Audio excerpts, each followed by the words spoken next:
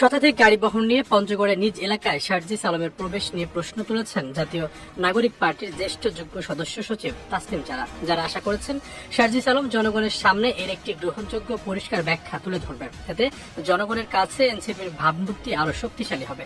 পেশায় চিকিৎসক তাসনিম জারা মঙ্গলবার সন্ধ্যায় নিজের ভেরিফাইড ফেসবুক পেজে দেওয়া এক পোস্টে শারজিসের প্রতি আহ্বান জানান। জাতীয় নাগরিক পার্টির উত্তরাঞ্চলের মুখ্য সংগঠক শারজিস আলম গতকাল সোমবার ঢাকা থেকে উড়োজাহাজে সৈয়দপুরে যান। সেখান থেকে তিনি সড়ক পথে পঞ্চগড়ের দেবীগঞ্জ যান। দেবীগঞ্জ থেকে শতাধিক গাড়ির বহনে শারজিস আলম জেলার বোদা, পঞ্চগড়, তেতুলিয়া ও আটোয়ারী উপজেলা সফর করেন। শারজিস আলমের বাড়ি আটোরিয়া উপজেলায়। নতুন রাজনৈতিক দলে গুরুত্বপূর্ণ পদ পাওয়ার পর প্রথমবার বাড়ি যাওয়ার পথে শারজিস আলমের এই শোডাউন নিয়ে রাজনৈতিক অঙ্গনে নানা আলোচনা সমালোচনার জন্ম দিয়েছে। বিএনপি মহাসচিব মির্জা ফখরুল ইসলাম আলমগীরও বিষয়টি নিয়ে আজ প্রশ্ন তুলেছেন।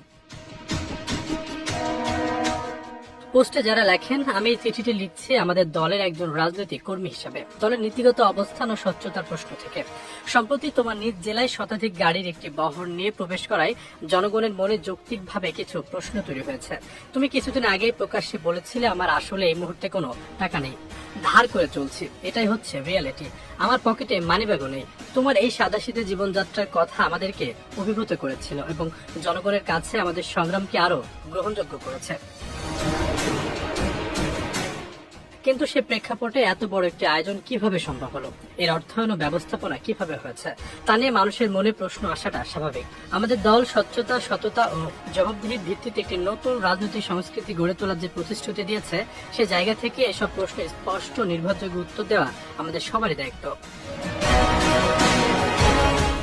তাসনিম যারা লেখেন, আমি আশা করি বিষয়টি তুমি আন্তরিকতার সাথে বিবেচনা করবে এবং জনগণের সামনে একটি গ্রহণযোগ্য পরিষ্কার ব্যাখ্যা তুলে ধরবে। এতে জনগণের কাছে দলের ভাবমূর্তি আরো শক্তিশালী হবে বলে আমার বিশ্বাস। আশরাফুল ইসলাম, বিজয় টিভি, ঢাকা।